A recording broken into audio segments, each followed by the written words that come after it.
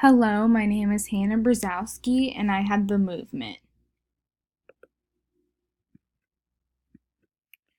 So, a little bit about the movement. It was during the 1950s, and the poets of the movement saw themselves as part of an actual movement. The writers thought they all had their own purpose, even though it was considered just a literary group. Most poems were anti romantic, they were simple, traditional, and dignified. Poetry was based on Britain's reduced authority and politics, and the main goal was to prove English poetry over modernist poetry. The poets were not necessarily anti modernist, but they just opposed that ordeal, and they also started the divisions of British poetry. Some poets during that time period were Philip Larkin. He was born August 9th, 1922, and died December 2nd, 1985. He was a profound writer in post war England and was a national favorite. Larkin distrusted abroad travel and professed ignorance of foreign literature, and some of that literature was American literature. Another poet was Elizabeth Jennings. She was born July 18th, 1926, and died October 26, 2001. Her poetry and its emotional restraint are qualities that were praised by the poets and critics of that period. Jennings also had an important theme of religion, and that is one of the reasons why some of her poems were considered serious. So this is called This Be the Verse by Philip Larkin.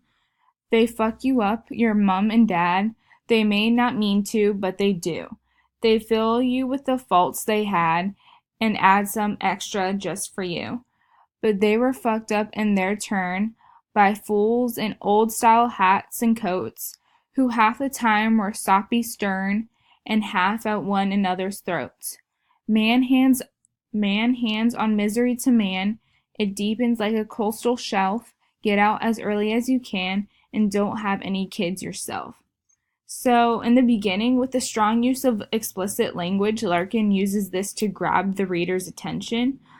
Throughout the poem, he has a stern and cautious tone, and the first stanza explains that parents fill their own children with their faults. Uh, a child's mom and dad don't fill their own faults in their children on purpose, but it just comes on within their lifestyle and how they are raised. Throughout the poem, there's an alternating rhyme scheme with every other line. So, for example, dad rhymes with had, do rhymes with you, turn rhymes with stern, and coats rhyme with throats.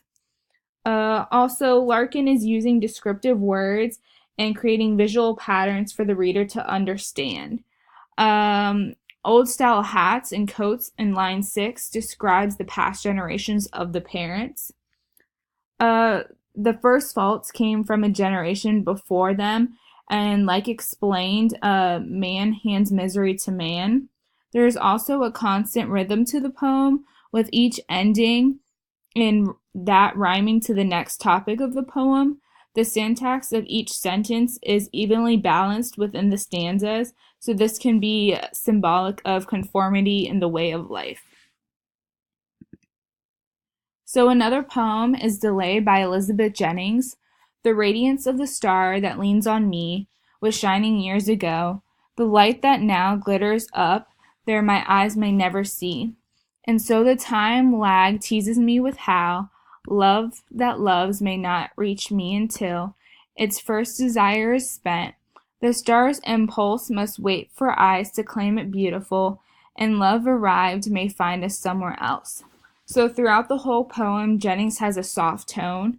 Love is a dense subject that Jennings fails to believe, and in line 3 it says, my eyes may never see. So she's trying to avoid the love and not see the love that's around her. She also uses imagery, and it's used to make the reader feel how love can be exciting. Like she uses words like glitters and shinings. Jennings also uses the analogy and comparison for love. It's just like the energy of the star. So in line 2, it says, was shining years ago, that light that now. So the light is from the star, but also the light can represent love. And lights from stars take a while to travel, like love. So it takes a while for you to love something or someone. And love is difficult, and Jennings believes it will take a while for love to reach herself.